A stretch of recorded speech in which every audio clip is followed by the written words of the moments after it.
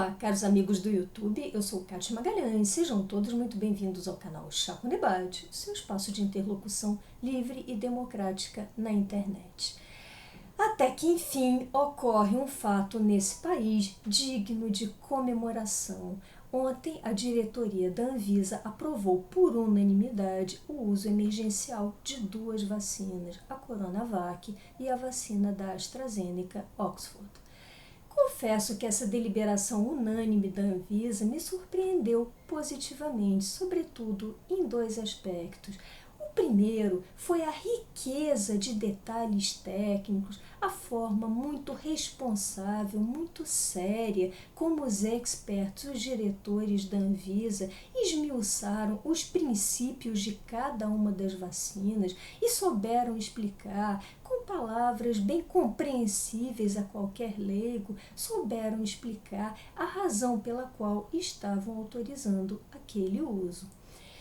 E o segundo aspecto diz respeito à ênfase dada por esses diretores da Anvisa à necessidade da manutenção das medidas de isolamento social e de higienização das mãos.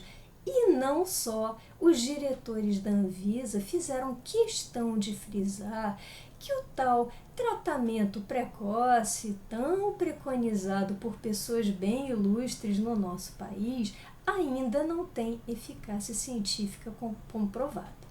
Acredito que essa postura da diretoria da Anvisa em peso mostre uma independência institucional em relação a todas as crendices do nosso presidente da República e mostra, ainda bem, por isso me surpreendeu tão positivamente, e mostra que aqueles técnicos parecem, pelo menos nesse caso específico, parecem estar mais comprometidos com as verdades da ciência do que com os prazeres e os deleites do nosso primeiro mandatário. Só que entre a aprovação de vacinas e a sua chegada até nós, consumidores finais, há uma trilha que passa por questões de organização, gestão e logística, e é aí que surgem os grandes problemas quando se trata de Brasil. A propósito dessas dificuldades, dos desafios no nosso programa de imunização, eu sugiro a vocês que leiam a entrevista publicada no Globo hoje por uma epidemiologista, vou deixar o link aqui na descrição, onde a especialista descreve em detalhes todas as nossas dificuldades, talvez todas as nossas fraquezas, os nossos obstáculos ao êxito de um programa de imunização contra a Covid. O primeiro grande obstáculo, vocês todos devem imaginar qual seja, é a carência de doses. De fato, como salientado por essa epidemiologista, nos faltam doses de vacinas, estamos em um número muito aquém para o início de qualquer programa de vacinação. E isso coloca o país numa situação de vulnerabilidade, porque vamos levar muito mais tempo para atingir uma cobertura vacinal ampla, para ficarmos mais protegidos enquanto população. A segunda dificuldade diz respeito à necessidade de registrar os vacinados, que, falando assim entre leigos, pode parecer apenas uma medida burocrática, mas é de extrema importância em termos epidemiológicos para evitar o contágio, para evitar a propagação do vírus. E um terceiro aspecto muito salientado pela especialista diz respeito à farmacovigilância, que é o monitoramento da população, sobretudo de eventuais causas de óbitos de vacinados, para que não incidamos no erro de confundir o óbito, por exemplo, de um paciente cardiopata que tinha uma doença cardíaca anterior com óbito em decorrência da vacina. Segundo essa especialista, é de enorme relevância manter esse monitoramento até para que possamos identificar na prática a eficácia e o êxito dessas vacinas, que ainda são, convenhamos, uma incógnita, mas são as únicas armas de que nós dispomos no momento para tentar não sucumbir a esse vírus terrível que assola a humanidade. E por falar em carência de doses de vacinas, eu não poderia deixar de tocar com vocês aqui no vídeo em um aspecto que tem me inquietado muito nos últimos meses. Quem convive comigo, quem me acompanha nas redes, sabe que eu venho discutindo e infelizmente venho discutindo esse aspecto sem muito eco, porque francamente, eu nunca vi um assunto mais menosprezado, mais desconsiderado pela mídia do que esse aspecto específico. E esse aspecto diz respeito a um contrato que o Brasil teria firmado com a China para que a China envie insumos para a Índia e aí a Índia produziria doses da vacina AstraZeneca Oxford e enviaria para nós aqui no Brasil. Ora, são milhares de perguntas e praticamente nenhuma informação a esse respeito. Nós andamos literalmente às cegas e pouco ou nada se sabe desse contrato, que acredito eu deveria até ter sido exibido na íntegra para a população brasileira. Afinal, fomos nós, pagadores de impostos, que custeamos isso. E aí indago aqui a vocês. Nós sabemos o quanto o Brasil pagou por essas vacinas, quanto nós, enquanto sociedade, pagamos por força desse contrato para o recebimento dessas doses adicionais. Por um acaso, nós sabemos algo sobre a data precisa que deve estar lá estipulada no contrato para o envio das doses? Nós não sabemos sequer quem assinou esse contrato no Brasil. Não sabemos se foi apenas a União, se foi apenas o Ministério da Saúde, se foi o Ministério da Saúde em conjunto com a Fiocruz, o que seria de extrema relevância até para que a gente possa ferir eventuais responsabilidades. E vejam vocês que eu me angustiei tanto em torno desse tópico e ontem surge um artigo publicado no Globo pelo jornalista Merval Pereira que aborda alguns poucos aspectos desse assunto que muito me surpreenderam, confesso a vocês. Segundo Merval, esse contrato teria sim sido celebrado entre Brasil, China e Índia e a penalidade pelo descumprimento das cláusulas contratuais não teria sido pactuada em dinheiro, mas sim em doses de vacinas.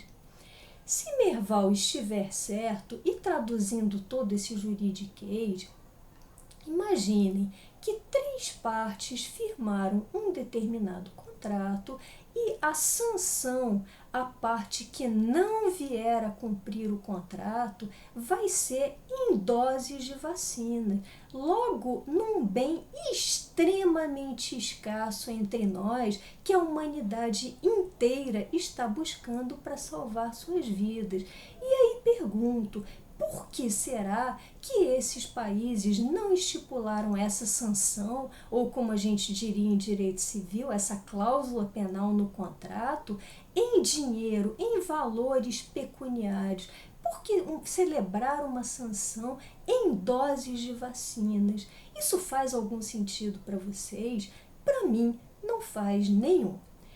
Mas continuando no artigo do Merval, seguiram mais surpresas ainda. Segundo o jornalista, o nosso chanceler teria sido advertido pelo governo indiano de que não deveria enviar o avião para território indiano sob pena de um possível arresto do nosso avião da FAB lá na Índia. E aí eu definitivamente não entendi mais nada. Como assim arrestar um avião de um país estrangeiro soberano? Por quê? Sob que pretexto? Sobretudo tendo em vista que esses países têm um suposto elo contratual para a entrega dessas doses de vacina. Foi enorme a minha perplexidade e continuo extremamente perplexa, confusa. Por favor, se vocês tiverem alguma informação sobre esse contrato, passem para mim, coloquem aqui nos comentários, porque realmente é um fato que me estarrece. Não só não sabemos o quanto gastamos para a aquisição dessas vacinas, como parecemos estar quase que impossibilitados, entre aspas, de cobrar uma obrigação contratual por parte de um país estrangeiro. E aí fica mais uma perguntinha. Se parece surgir um conflito, um eventual conflito entre as partes desse contrato em torno da entrega das doses de vacina, por que não submeter esse litígio a uma arbitragem internacional, como ocorre tanto em contratos comerciais, sobretudo entre partes estrangeiras, até mesmo entre estados soberanos? Por que não arbitrar esse litígio perante um tribunal internacional? Então, vocês veem, são inúmeras as perguntas que ninguém aparece para esclarecer. Hoje vi en passant um determinado jornalista de um canal bem conhecido dizer que nós teríamos levado um toco, entre aspas, da Índia. Vejam vocês, isso é postura de alguém que se pretende a informar a sociedade, que se pretende a informar espectadores? E os espectadores, nós, o público, o que dizemos sobre tudo isso, sobre o nosso dinheiro, talvez indo para o ralo e sem conseguir reaver as tais vacinas que parecem ter sido contratadas? Observem, contratadas, não é uma questão de negociar, não é uma questão de benevolência da Índia, apenas de uma parte que está atrelada a um contrato e que teria que enviar essas doses sob pena da sanção contratual.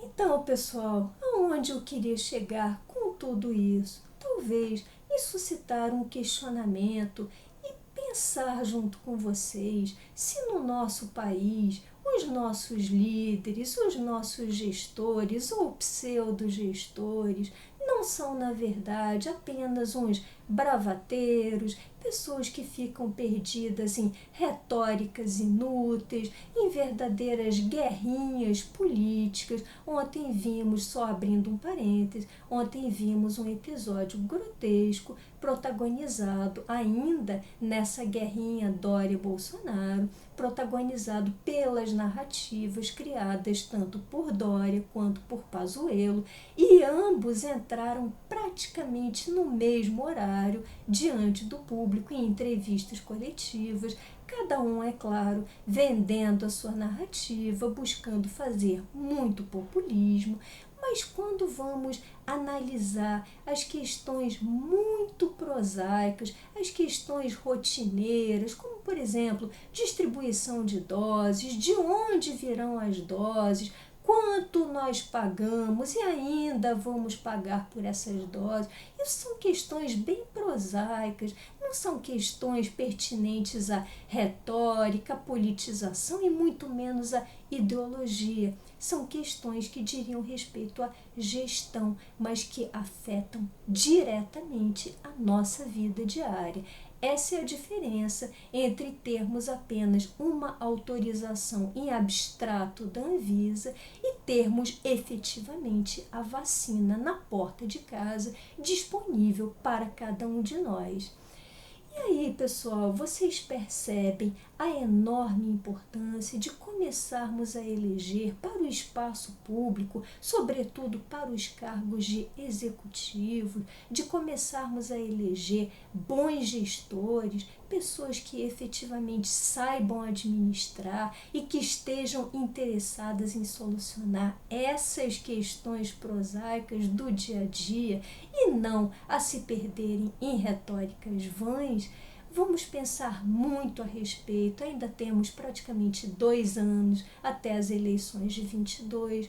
Vamos tentar acertar, vamos tentar não repetir as falhas de eleger os mesmos populistas e bravateiros de sempre. Bom, essas eram as reflexões que eu gostaria de compartilhar com vocês hoje. Se tiverem gostado desse vídeo, deixem seus likes, comentem. Por hoje me despeço e até o próximo Chá com Debate.